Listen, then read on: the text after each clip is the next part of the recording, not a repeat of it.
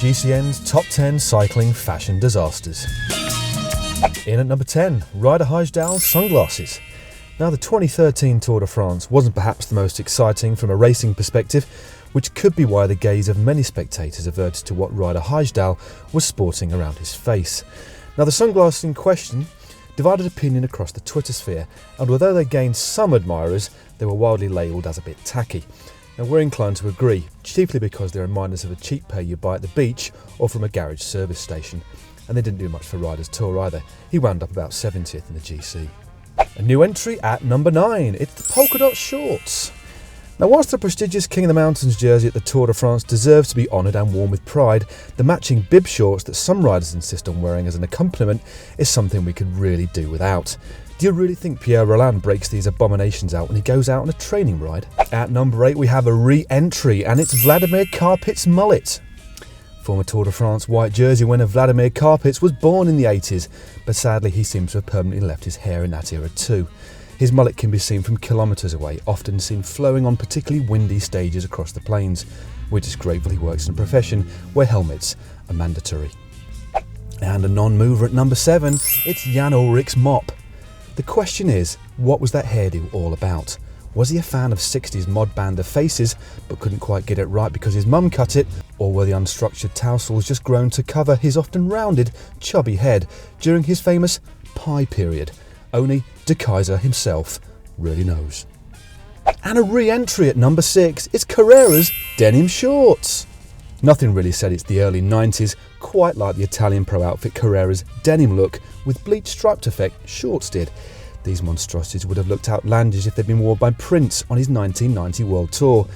Now, the Italian jeans company reputedly asked the diminutive musician to wear a long-legged version of the outfit for his Batman video, but after being flatly turned down, they instead got Claudia Chiappucci to model up at the Alps in the Tour de France.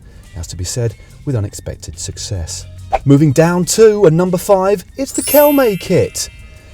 This really was a fashion faux pas if ever there was one. The Spanish shoe manufacturer's garish 24 years in the peloton left many fans with permanent eye damage with the green, blue and white vertical stripes, making them look a bit like a non-league football club with a kit designed by an 8-year-old. It was made worse, if that was feasible, by the insistence of star Colombian climber Fabio Parra to ride with a peak up cap style, just to finish the ensemble with a stylish flourish. And holding steady at number 4, it's David Zabriskie's beard, circa 2008. Beards have never really been a success in the peloton, and David Zabriskie spent part of 2008 looking as though he'd received a blow to the head in the forests of Colorado and awoke in a cave being nursed by bears, although his hirsute nod to the American Civil War drew some admiring glances amongst Tash aficionados. And up 5 to number 3, it's Peter Sagan's beard.